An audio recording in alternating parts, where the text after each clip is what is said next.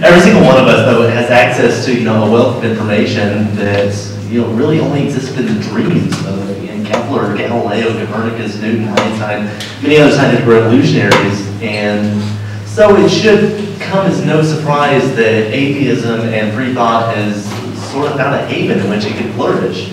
And sites such as YouTube have really been instrumental in the awakening of countless free thinkers, including yours truly. So it's a great personal honor for me to welcome our next guest. He is an advocate of rationalism in scientific classrooms, in science classrooms sparked by the religious rights domination over the Board of Education in his native Texas. His YouTube channel has attracted over 60,000 subscribers with such programs as the Foundational Fossils of Creationism, a video series. He's the co-host of the Magic Sandwich Show on Blog TV, and occasional co-host of the Atheist Experience TV show in Austin, Texas, and a member of the American Atheist and the Fellowship of Free Thought. Ladies and gentlemen, AronRa.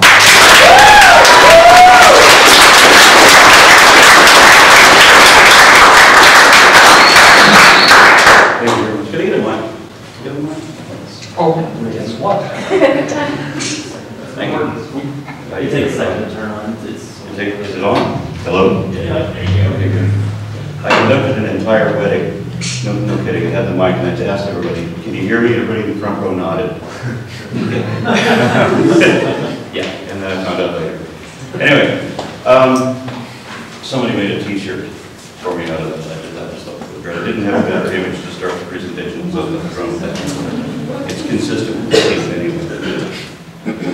When I did the foundational pulses of creationism, the inspiration behind it was somebody living in South Texas who went to a school where they taught that dinosaurs never existed, where they taught that you can pray away ailments. You didn't need medical help.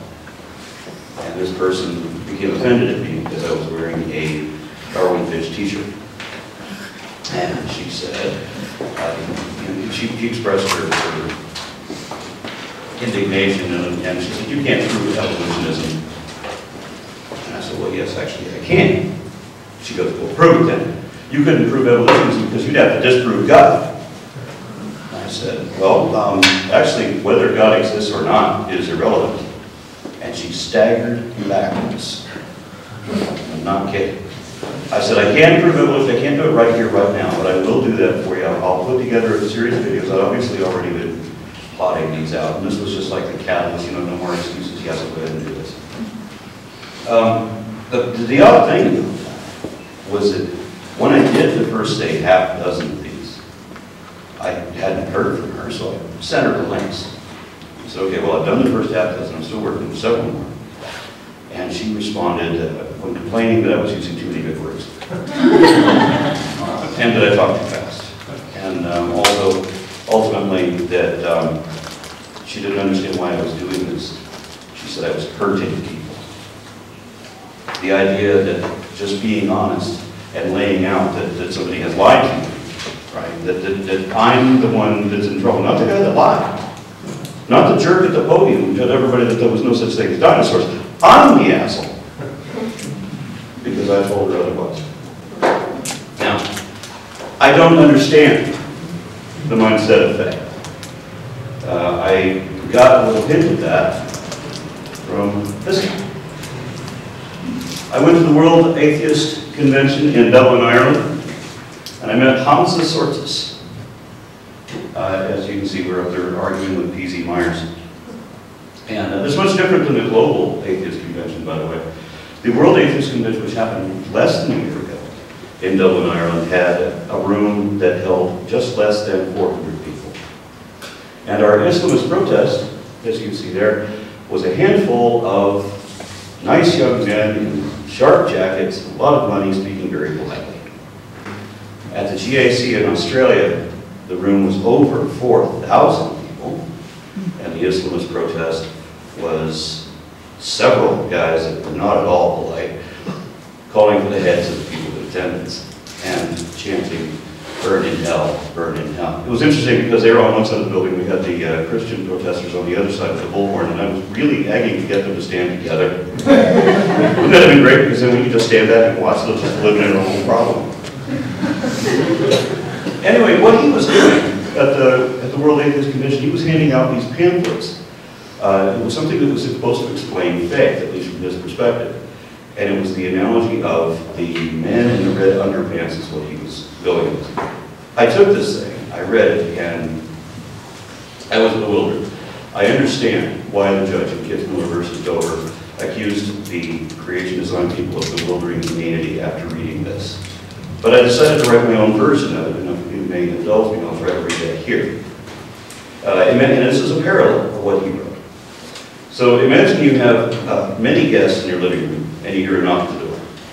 No one else heard it, though, just you. One person thought he heard the phone ring. No one else heard that either, including you. Another person heard a cat's meow, but neither the door nor the phone. No one heard the same thing as anyone else.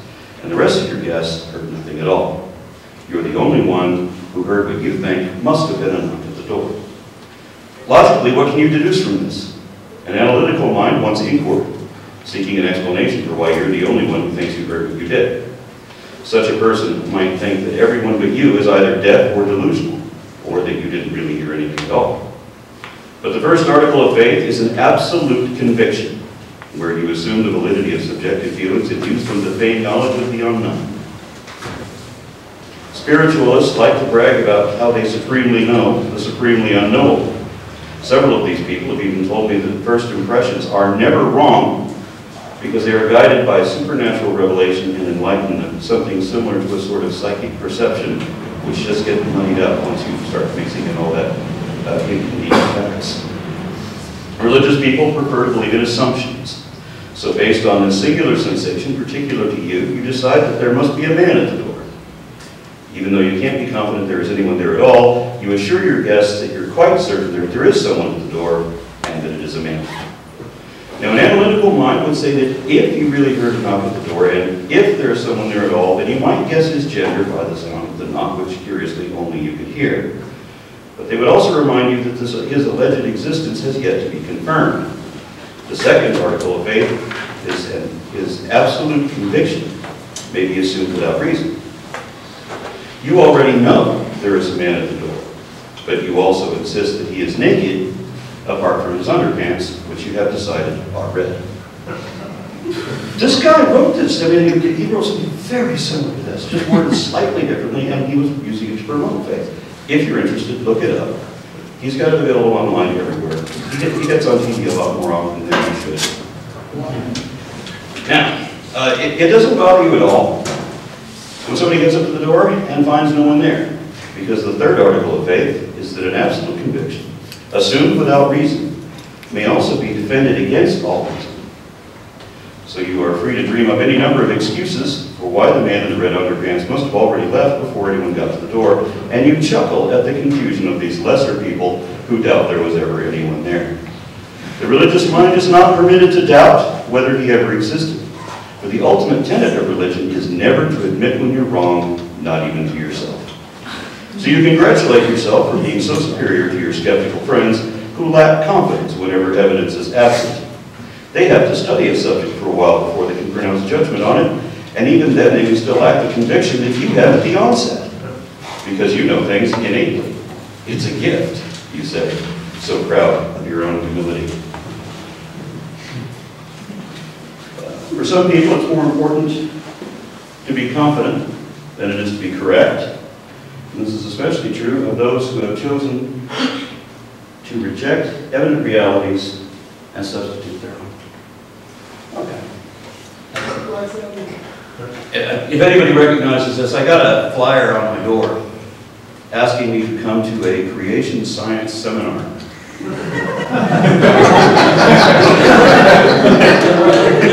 Yeah, that's what I was looking at the thing, and somebody else was standing in my room, they didn't know which door this was.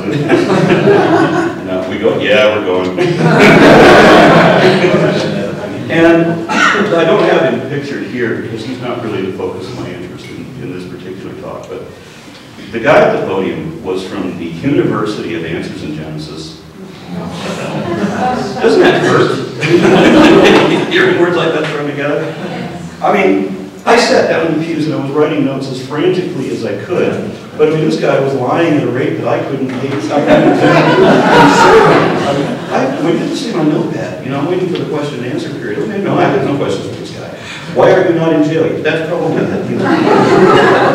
I'm just scribbling as fast as I can because there's no good scratch full of stuff. And by the time, I mean, I listened to this guy for like an hour and a half.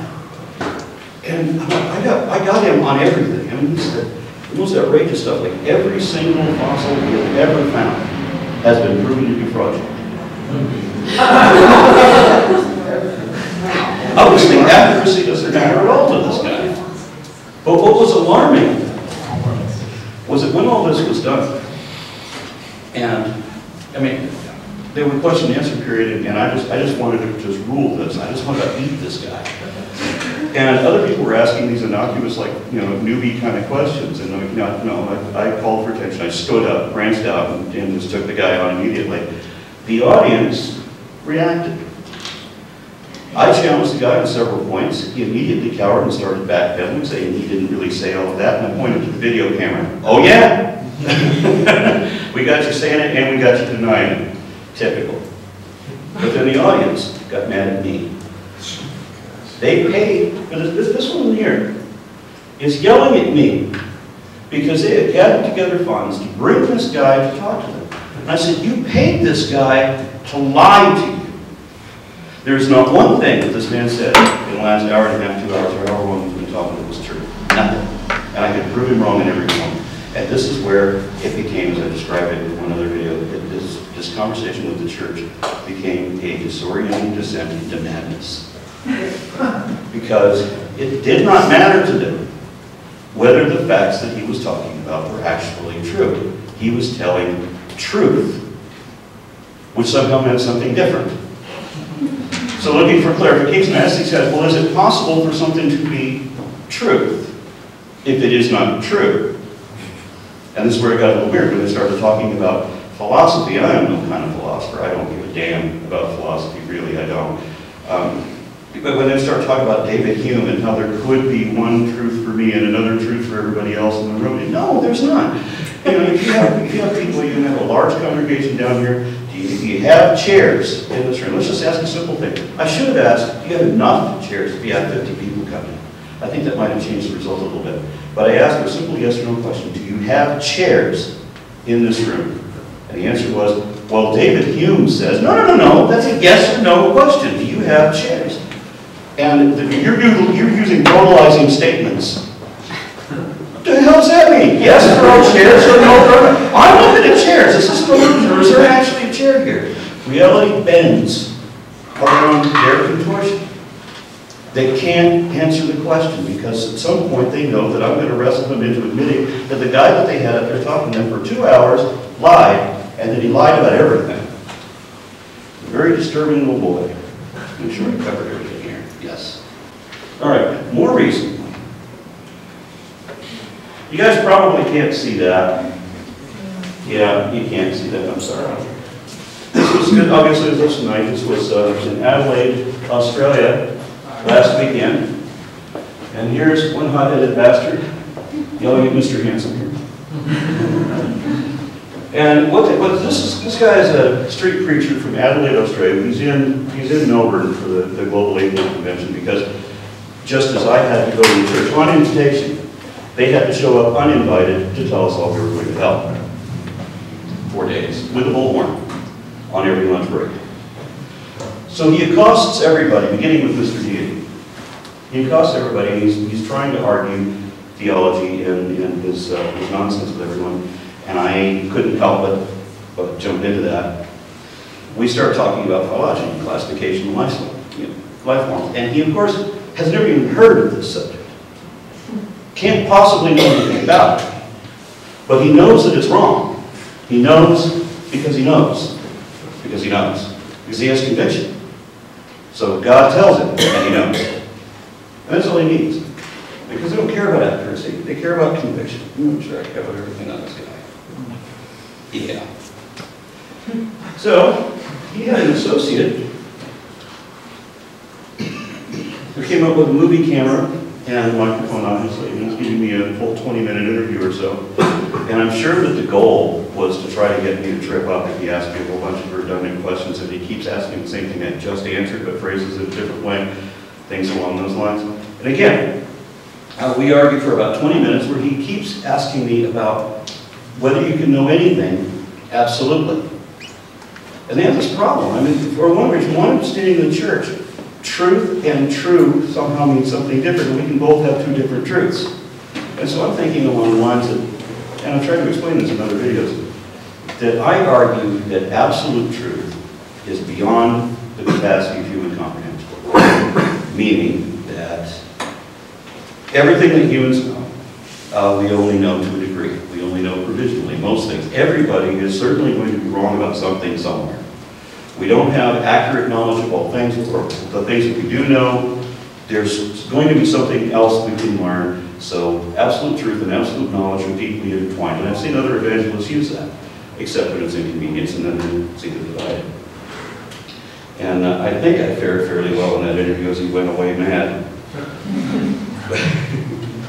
Let's see, the great question was when we brought up Krishna, because he told me that I was going to deny any and all evidence, even of God. And I said, well, okay, well, let's say that you get evidence of God. Let's say that God appears right before you, and it so happens that he's blue and has 4 arms and looks decidedly Indian.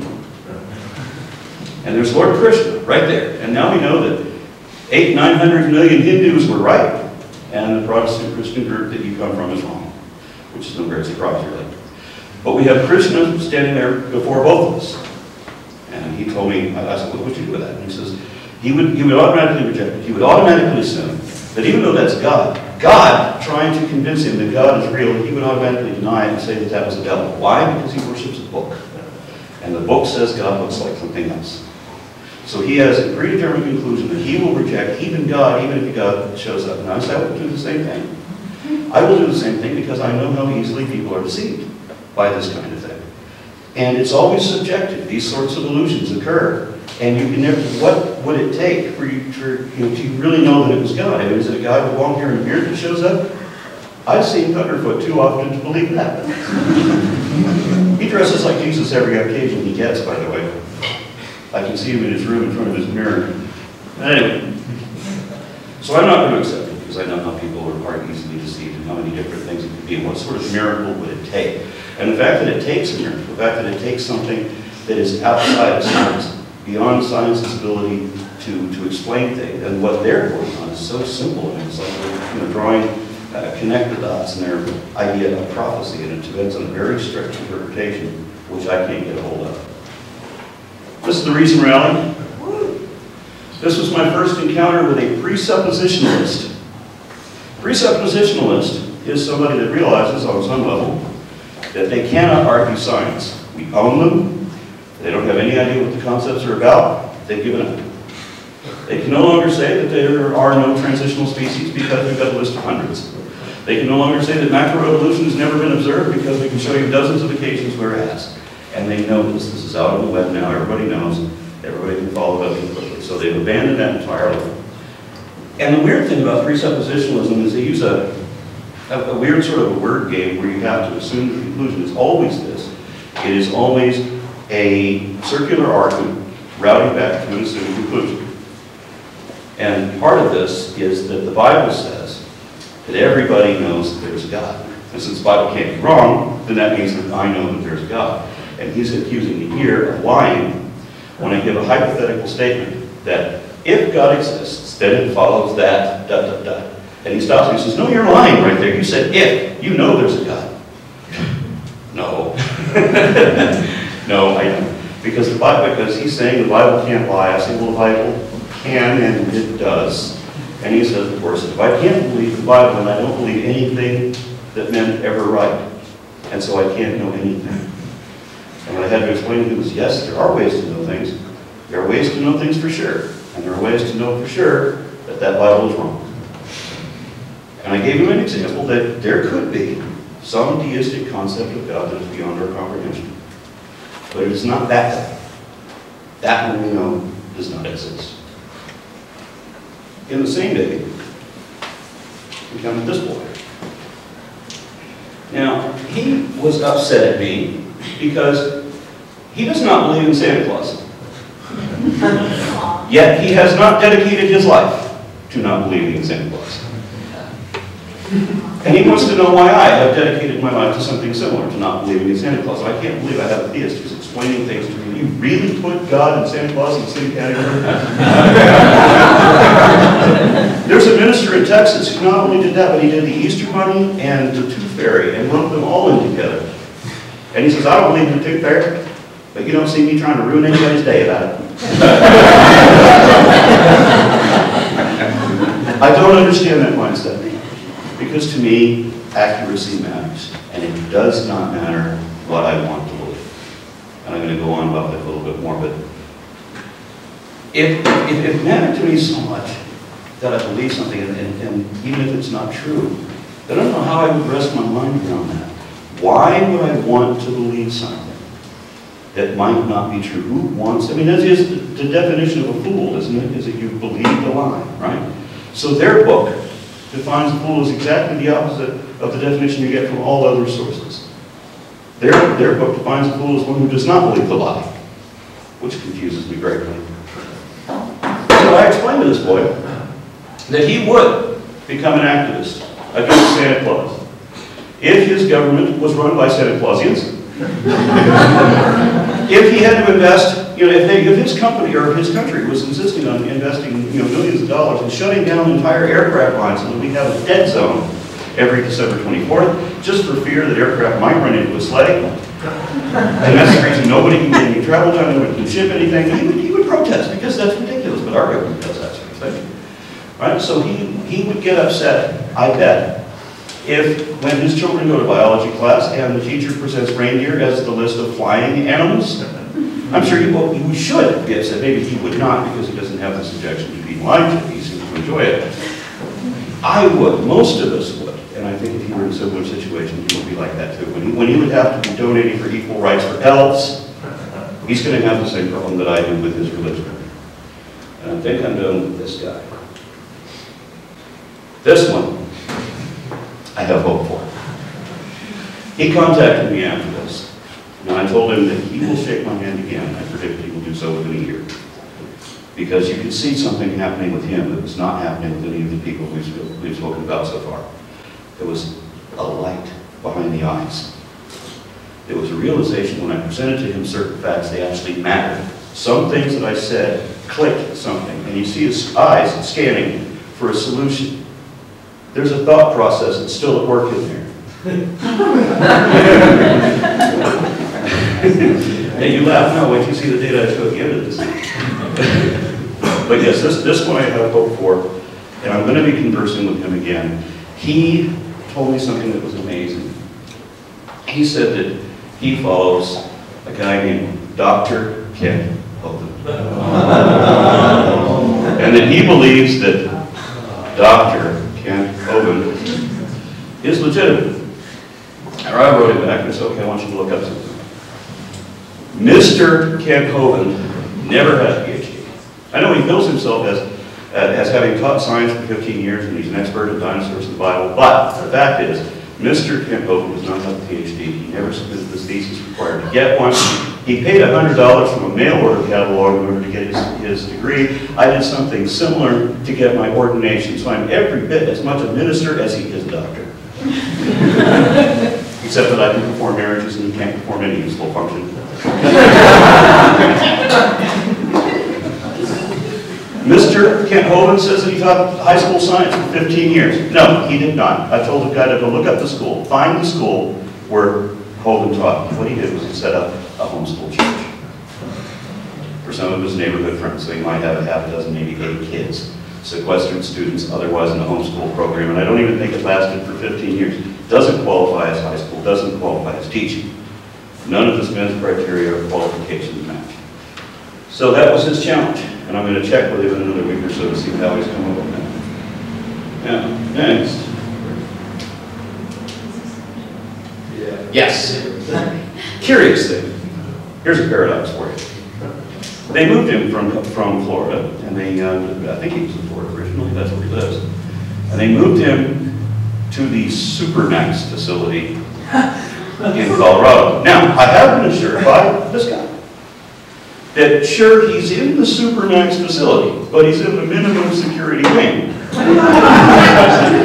of the most maximum security prison we have. I'm really confused about that. The only way I can interpret that is that somebody, at some course of time, evaluated this guy and said, you know, there's nothing right with this guy's head.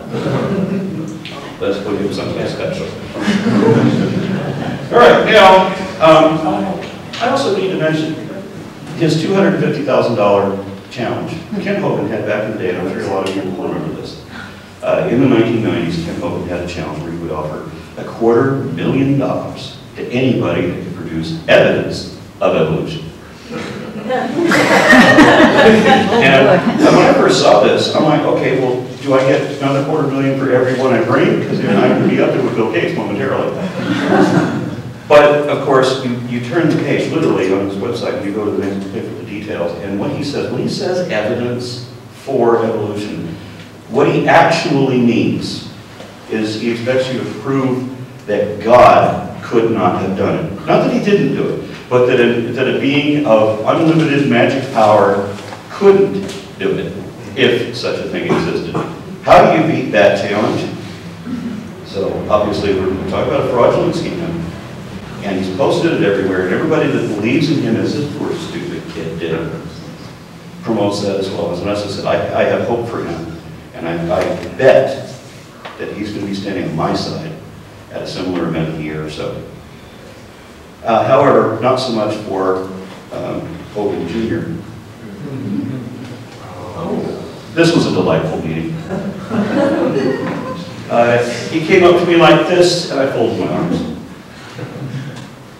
As I said, to me, truth matters. It doesn't matter whether you call it with a capital T, it just truth matters. And if you are not about that, if you don't care a whit about that, then something about my old redneck upbringing goes into that mode about what a man's word means. And his word is worthless. And what he asked me was, is it possible to know anything absolutely? And I said, yes. I pointed out there is the philosophical argument. There's two arguments. There's one, the philosophy argument. Wherein we can't actually prove that reality exists. This is a philosopher's argument. However, it is moot. Because whether you're watching Gilligan's Island or, what was it, Rocky Horror Picture Show. Remember when, wait, I can explain, and everybody in the audience yells, I got you killed last week. Well, it's going to get it next week too. We all exist outside of time. And whether you're watching that on film or whether you're watching that on DVD, regardless of whether that reality emanates, it's the same reality. And even if this is a matrix, if this is a computer-enhanced hallucination, if this is a video game, if we are all brains in a jar, if this is a dream of Brahm, it doesn't matter. Because whatever generates the reality that we're in, the rules of the video game still apply to us. Reality is still real from our perspective, so it is moot. I have to take the assumption that reality is real.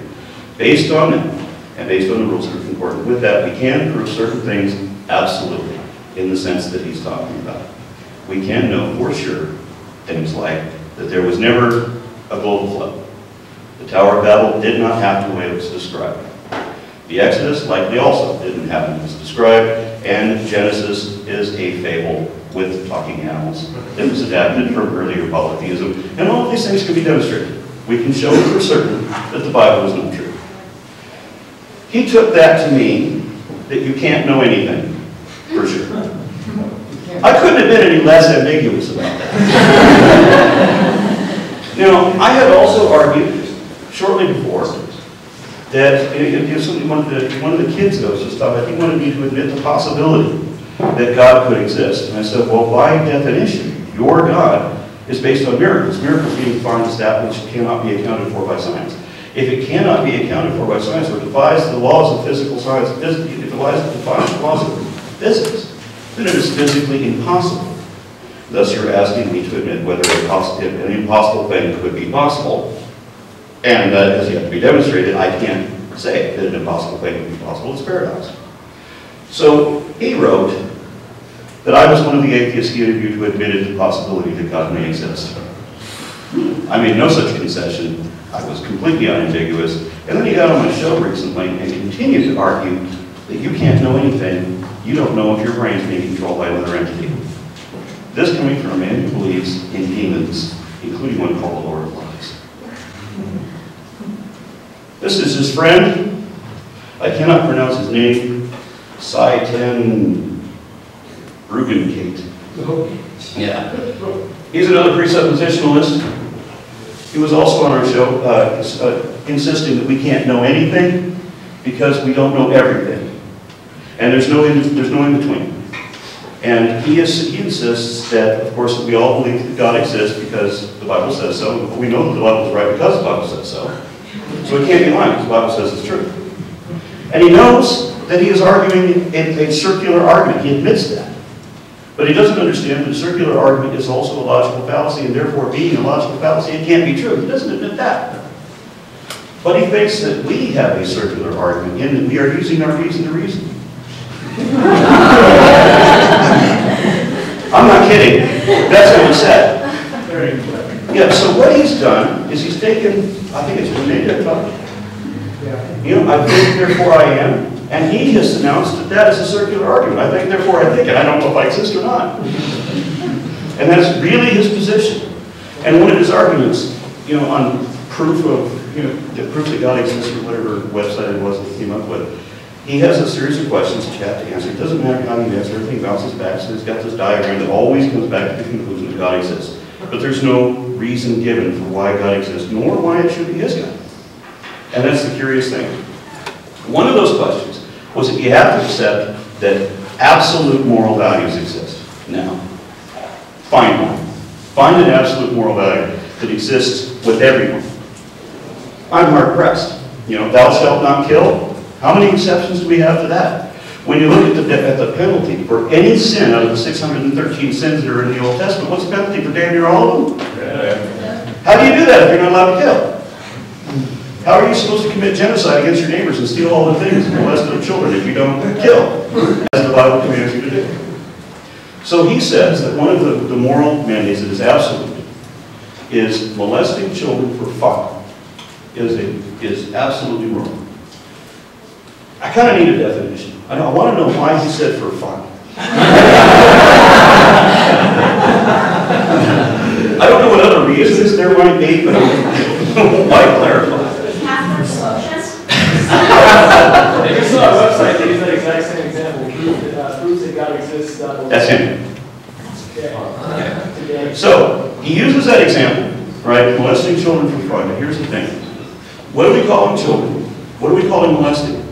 Because if another culture dedicated to the same God declares that it is possible to marry girls at 9 years old, and on some occasions even younger, then how can you say that even that absolute that he gives is universal to everybody? As a matter of fact, the closest we ever get to an actual moral absolute comes from evolution.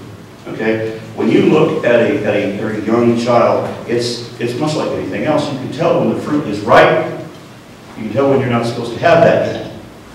There are indicators. And then there are people that are in aberrance of that. And religion makes up all kinds of excuses for why you can be in aberrance against your own nature.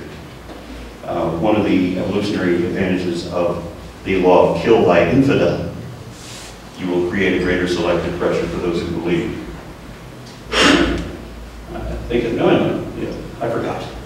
The great thing about him is that he knows because he knows.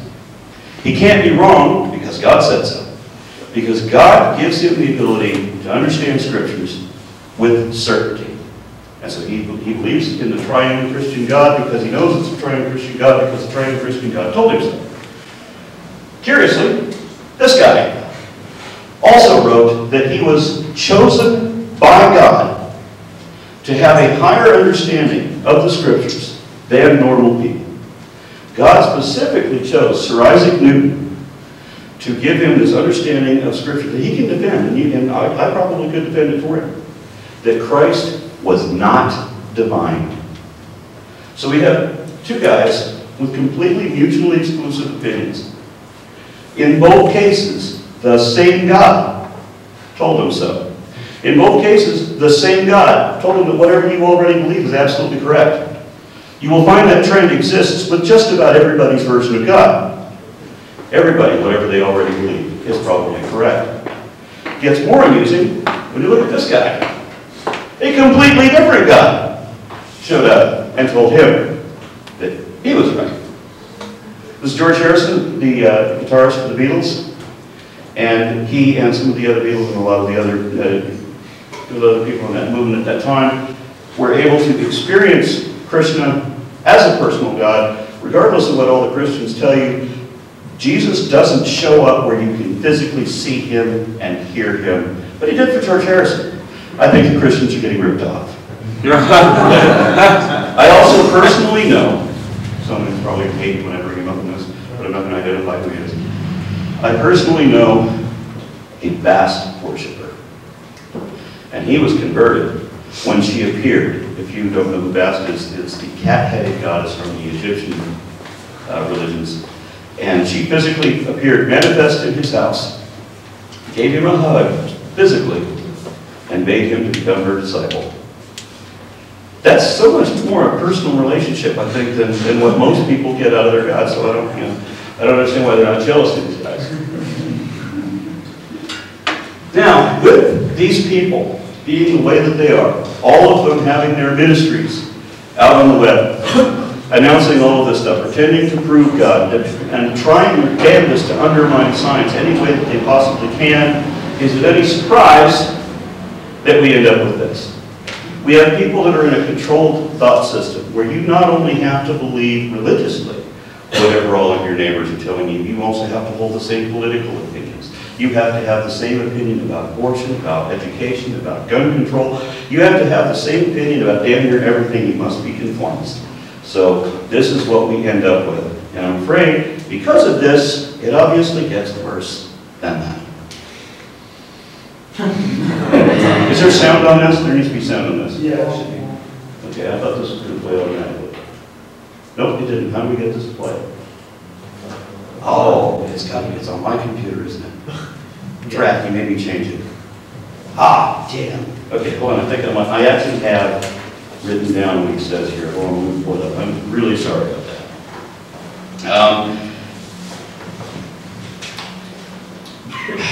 Yeah. He says, there are many on the left, and in the scientific, he does air quotes for that. There are many on the left and in the scientific community, so to speak, who are afraid of that discussion because, oh my goodness, you might mention the word, God forbid, God in the classroom or creator. There may be some things that are unexplainable by nature, where there may be words actually better explained by a creator.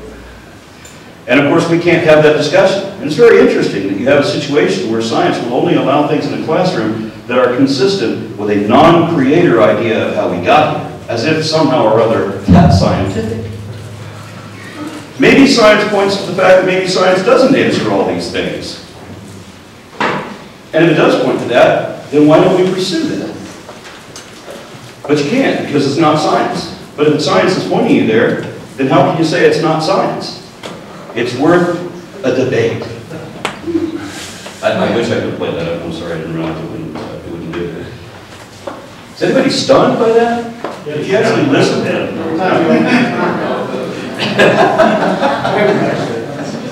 Everything he says is just bewildering and needed.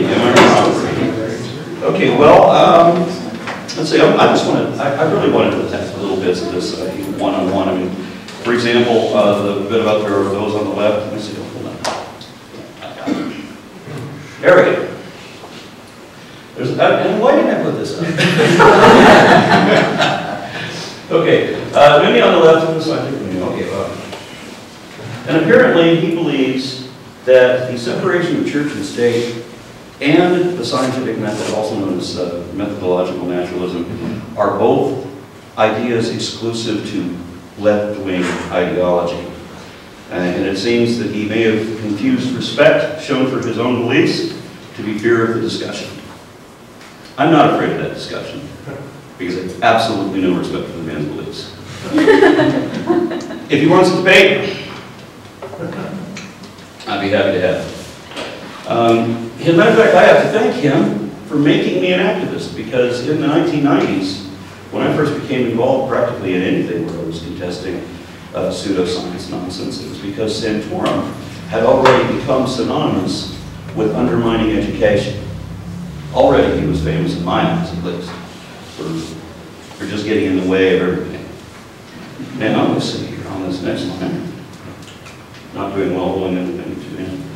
Let's see. I'm going to state flat out, there is nothing in the whole of our perceived reality, past or present, which is better explained by this enigmatic creator than it is by theoretical models, whether well-established or still being worked out.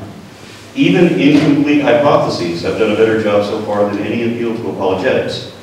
I'll go even further and say that speculation presented on behalf of this alleged magical creator, I should say conjurer, have yet to explain anything. In fact, attempts to implicate this apparently imaginary mystery being have so far always only ever impeded or retarded all progress in whatever fields of study where that explanation had previously been accepted. We once believed that epilepsy was a result of demonic possession. The father of Protestant Christianity argued that diseases were some sort of spiritual curse, and that doctors were fools for treating illnesses as though they came from natural causes. Many Eastern and Near Eastern religions believed in the firmament, which was a giant dome over the earth that had windows in it to let the rain in. Comets were an omen, and the stars were planets, anthropomorphized even in the Bible. Lightning was blamed on Zeus or Thor, depending on where you lived, and part of the Abrahamic God was played by a volcano in the book of Exodus, which was obviously written before anyone knew anything about plate tectonics. Even if the supernatural belief were actually correct, there is no way to know that because it can't be tested. It would be of no benefit because it still wouldn't explain anything. Only accurate information has practical application. Every time we've ever tried to evoke the supernatural to explain anything, we did not yet understand. All progress stopped until we became dissatisfied with those excuses. And in every case, once we discovered the real explanation, it revealed a whole new field of study with benefits previously unimagined. The natural explanation always turns out to be more complex and fascinating and far more valuable than our earlier notions of gods and magic. So I think it will be, if we ever discover the true origin of the universe, that too will cause gods to appear useless, senseless, and silly assertions by comparison. I made all these slides and I forgot they were there when I had to read the thing. I would like to know exactly what it is Ricky thinks science doesn't answer. Oh, I'm sorry, no. Consistent with a non-creator. Methodological naturalism, known as the scientific method, is the core requirement of all scientific applications, and magic is not scientific.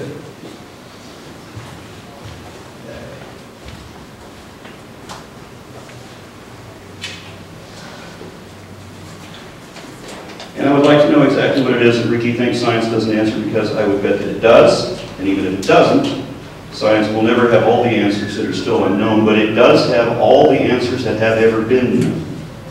Evolution, Big Bang, cosmology, and even various aspects of abiogenesis research have been and continue to be supported by continued discoveries in each of these and other fields. However, there has never been any claim by any major religion to show that they're more accurate than any other major religion. All religious claims fall into two categories only: unwarranted assumptions, which are unsupported by evidence, and untestable, meaning they can neither be vindicated nor disproved, and testable claims that have already been disproved. There has never been one religious claim that has ever been proven true, so there is literally nothing any believer can honestly say they actually know. Consequently, it is fair to say that science doesn't know anything, or science doesn't know everything, but religion doesn't know anything. And I'm sorry, I have this written down like this. And what Ricky wants to do is declare that if science doesn't answer everything, then it doesn't answer anything, and we throw it all out and return to a belief in magic instead. This is quite literally what he wants to do. And this is why we can't allow people to believe whatever they want to believe, because evangelicals will operate a grassroots campaign to indoctrinate the ignorant and the uneducated, susceptible children, and they'll endure mental conditioning to deprive them of their critical reasoning skills. One of my co-hosts on Magic Sandwich Show, Concordance, has a doctorate, Ph.D., and he pipes me interest in articles all the time. I have to read the piece of the abstract for this one. This article shows that scientists have identified a biochemical susceptibility to religious influence, specifically in the promotion of pro-social behavior. Other people were found to be invulnerable to religious influence to do good. Other subjects were shown to have the very same biochemical influence toward pro-social behavior according to environmental stimuli other than or apart from religion. And I would interpret this as relating to how some of us feel good about being part of nature rather than being part from it. This study shows that Dutch Calvinists and atheists brought up in the same country and culture and controlled for race, intelligence, sex, and hate differ with respect to the way that they attend to and process the global and local features of complex visual stimuli. Calvinists didn't do as well as atheists, which implies that religious biases can impede cognition and recognition, attention, and perception. And of course, you guys are welcome to look up all of these. This study examined prospective relationships between religious factors and hippocampal volume change using high-resolution MRI data in a sample of 268 older adults. Religious factors assessed included life-changing religious experiences, spiritual practices, and religious group membership. Significant atrophy in the hippocampus was observed in participants reporting a life-changing religious experience. Did you catch what that means? So the boys that are promoting the 180 movie by Ray Comfort, you know, change lives. Yeah, I bet you drop 80 IQ points right there. It's literally saying that your brain shrinks as a result of religious experience. The same goes for Protestants claiming to have been born again, as opposed to Protestants not identifying as being born again. Hippocampal volume has been linked to clinical outcomes such as depression, dementia, and Alzheimer's disease. The authors of this study indicate that hippocampal atrophy in elderly people may be uniquely influenced by certain types of religious factors. Isn't this fun? If I understand this study correctly, experiencing an intimate relationship with God and engaging in religious behavior was associated with increased volume of the reptilian middle temporal cortex. Experiencing fear of God was associated with decreased volume of limbic procunis and limbic or idofrontal cortex. These are especially hard for me in Texas. We can't stand it. And a cluster of traits related with pragmatism and doubting God's existence was associated with an increased volume in the reptilian procunis.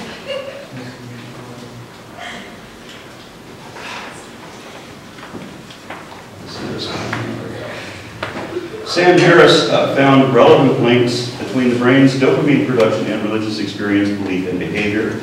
This was suggested by several lines of evidence, including the fact that a variety of clinical conditions related to dopaminic dysfunction, mania, obsessive compulsive disorder, OCD, schizophrenia, and temporal lobe epilepsy are regularly associated with this area of the brain. My friend Concordance found it amusing that these same regions of the brain correlated to religiosity are also correlated to schizophrenia. He also showed me this study which promotes LSD, psilocybin, mescaline, DMT, and ecstasy as being especially potent drivers of spiritual religious experience. Is that a surprise? Okay. So now discussing why we're going to be a science student. Skeptic, there's a division for some reason in the atheist community between the atheists and skeptics. And the position that I take is that I am not primarily an atheist, I'm primarily a skeptic. And the reason that I am an atheist is because I am a skeptic. There are skeptics that say, well, I'm skeptical, but I believe in God. And that creates a schism in my mind. I don't understand how that happens. But I think that a skeptic should question his own position, and I believe your talk went on about that. I'm completely open to the possibility that I could be wrong. As a matter of fact, the thing that irritates me most about the religious adherents is when they feign knowledge they cannot have. When they say for absolutely certain they know things, and I say, no, you can't know that. Knowledge is demonstrable. If you can't show it, you don't know it.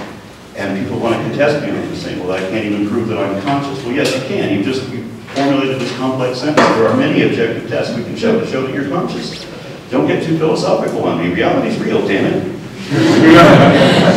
Deal with it. Now, the religionists want to accuse science of being everything that they are. Let's see. They want to say that science is religious and that creation is scientific. You know, these are the lies of equivocation. And where they admit that they are biased, they want to pretend that science is biased too. We are not, with some exceptions. We know that we are human. And so we know that people are going to promote ideas maybe dishonestly, and there are ways of controlling that. That's why we have a requirement of methodological naturalism. We can't evoke magic because there's no way to test it. We have to be able to test everything. Whatever you assert, you have to be able to show it. And you can't make a claim. You cannot make a positive claim without positive evidence to back it up.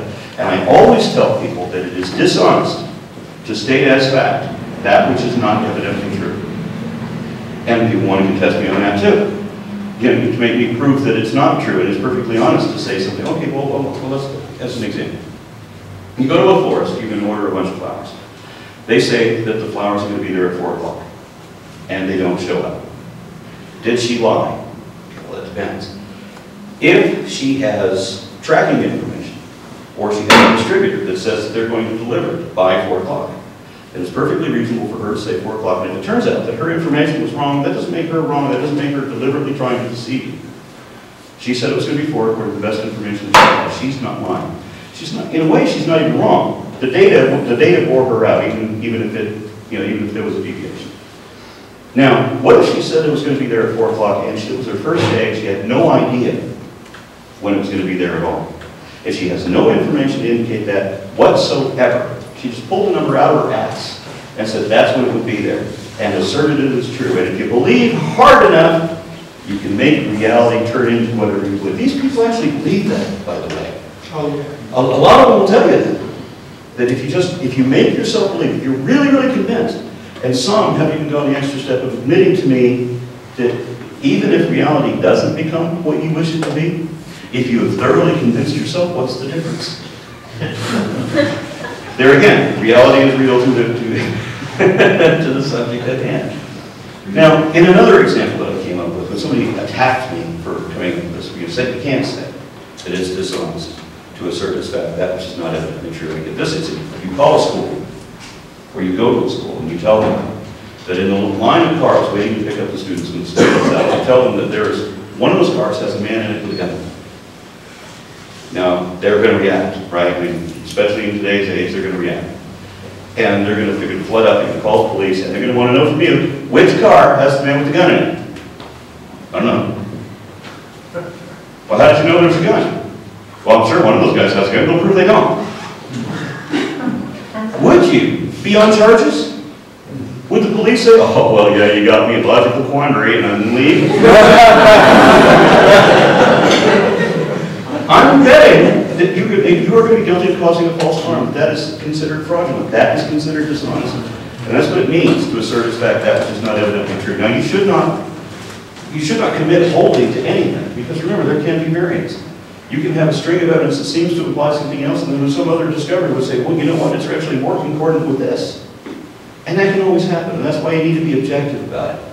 And remember, you're not actually a fool until you completely buy into one thing and you don't permit that you could be wrong on any point. And I don't mean on everything.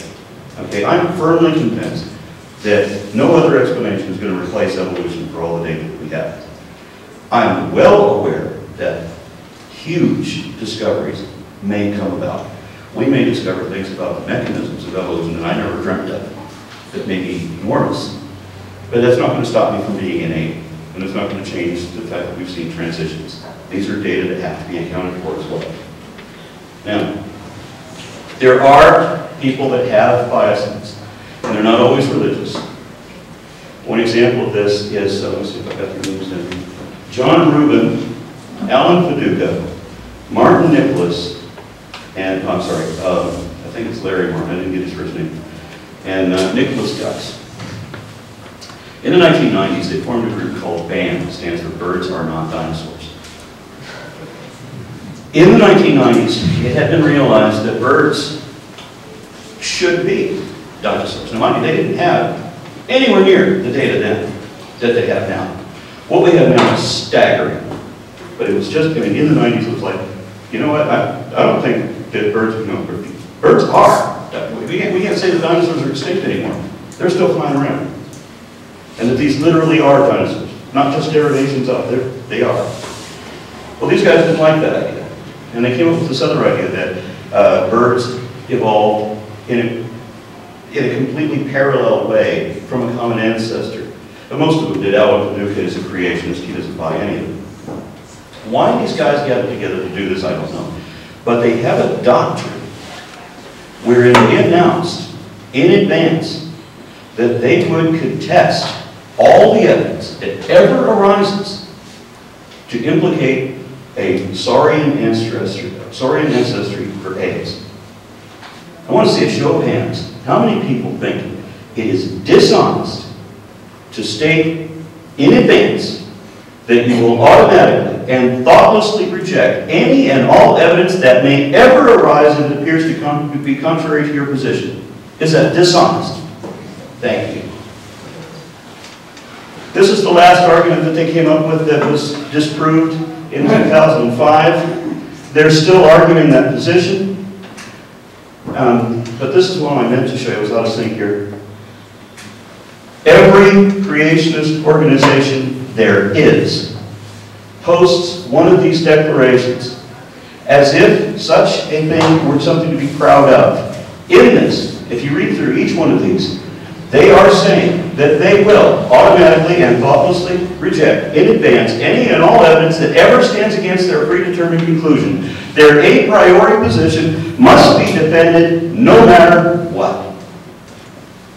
They know because they know.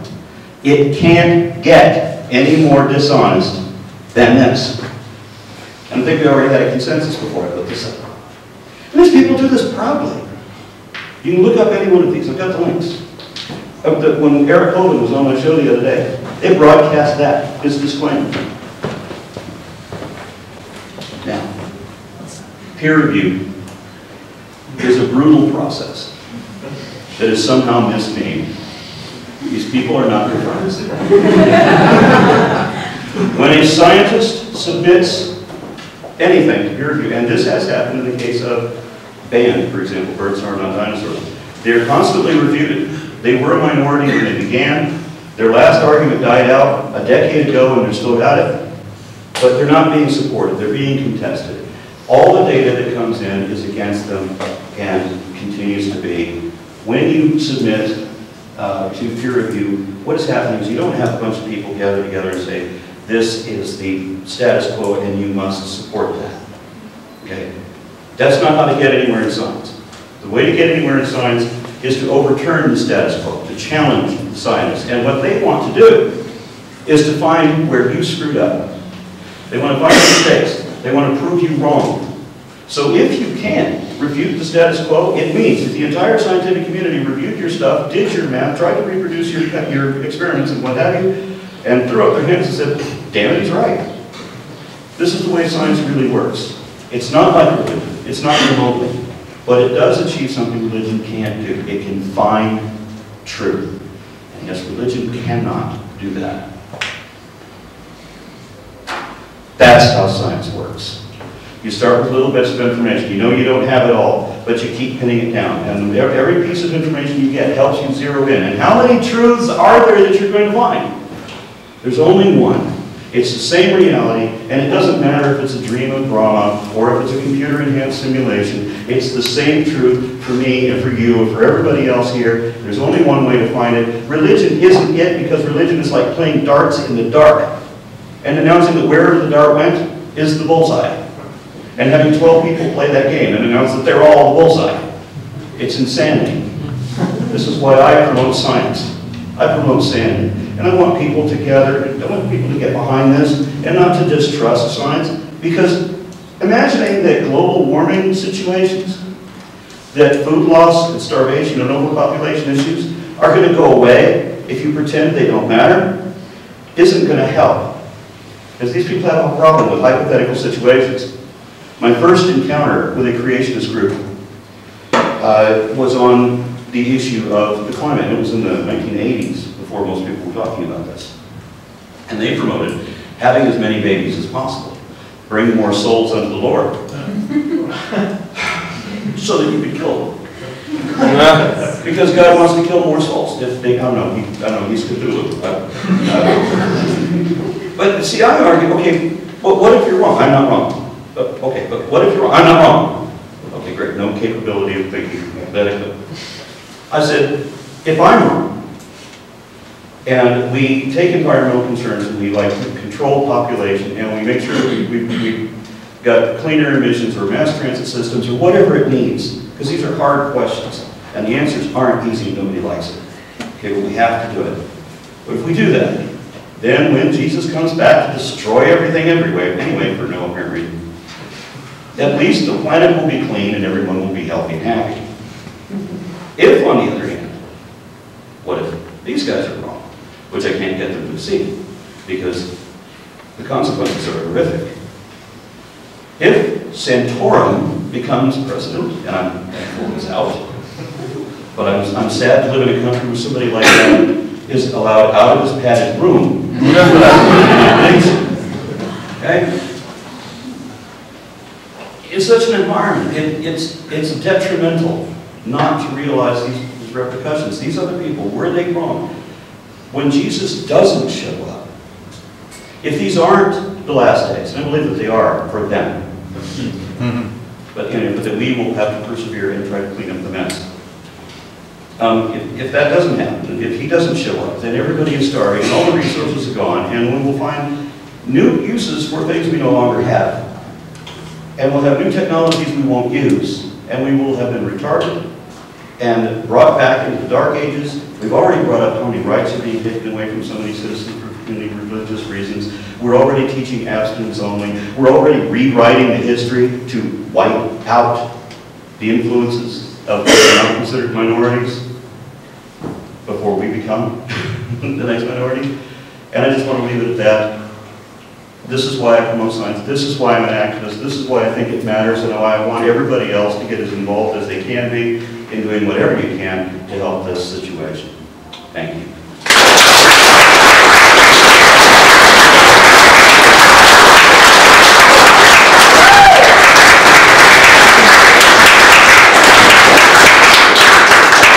Did you guys want to do a Q&A? Yeah. Or did I talk too long? No, you're good. Questions? Yes. About Eric Hovind and the other guy, what's his name? Oh, God, let's say that again. Anyway. We're doing something. Yeah. Why did you give them the time of day? Why did you let them all Sore the spot. second show? Sore spot. I was in Australia last week, and my communication, I've had issues with it. First of all, on the other side of the world, this is one thing. They have data transfer rates for visiting people. It's like 1995 to May, so I wasn't going to do that. And then we don't have the long distance plan activated, so it's like $3 and something a minute and whatever. And I can never get online where I was, but for like 5 minutes by the time I get back at 3 o'clock in the morning, then I had to get up at 6 again. So my dance card was full, and I just had all these things that I had to do because I had people hosting me and I had places I had to be. I couldn't get communication out. People that were at the convention told me that he was on my show. I hadn't been able to communicate with anybody back home. And I was really pissed. Because they had set me up with a penthouse with the view of the skyline to report from the event. I was going to be reporting from the GAC and telling all the cool things that happened. Instead, I realized I have to argue with Eric Hovind, as if we couldn't do that 2 weeks from now. Sorry. Yes? Can you please explain who Mr. Hovind was? Mr. Hovind, con artist who ran a weird, surreal dinosaur adventure land out of a vacant lot that he happened to own in Pensacola, Florida. He made millions of dollars, but told the courts that he couldn't pay taxes on any of it because he didn't actually own any property since everything he owned belonged to God. If they wanted to prosecute him, they should go after God. But he said that the federal government had no jurisdiction in the Republic of Florida, so he was perfectly safe. And they went, oh yeah. Yoink. And I'm sorry to say, his son is just, you know, his son, if there's anything good that Eric Hovind does, is that Eric Hovind, as Kent Hovin's son, makes me proud of my son.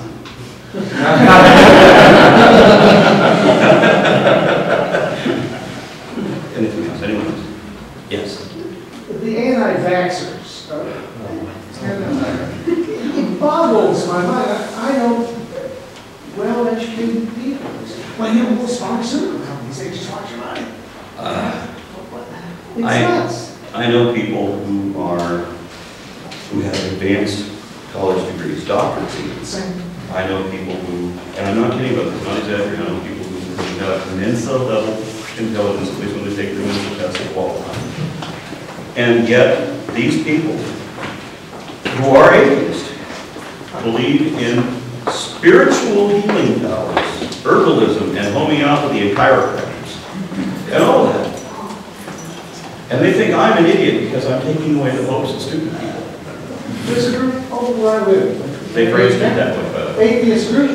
So, in order to keep their children from getting vaccinated, they started a church. The Church of Natural Law. Just so, sorry about that. Just so they could exempt their children from having vaccines. And this is without the data of how many children die every year from religious negligence. I mean, can we just make that a crime? Why is it? Why? And this, I'm serious about this. Why do we have people like faith healers who have their people like throw their medicine bottles up because they're convinced that they don't need it? You know, James Randi did this interview where he went to somebody's house who had done that. And he's going to go interview her to see if she really was healed, right? They were carrying her out on a gurney. She's dead, right? Why is it that religion is not criminalized for malpractice in situations like that? Why is there laws written in exempting religion from frauds and cons and malpractice issues and, you know, dabbling in medical things like that? Why are we not, you know, pushing the law against these people? Why are they exempt? I'm sorry, another soapbox. Yes? This is a real subject question. I just wanted to say, your video series, Foundational Falsehood of Creationism, that was actually a pretty big moment in my secular world watching that. That was, you know, I'd be lying if I said that was the moment. I don't remember the video, but yeah, I really liked that video series. And kind of, it really helped me where I am right now, and I'm really thankful for that. I appreciate that very much. Thank you. I don't know what else to say about that. You know, that's a cool time. Yes, sir. I have to agree with them. Those are getting important to me as well. But I want to ask, how have you seen the movement grow, free internet to post-internet? Atheism, free thinkers movement?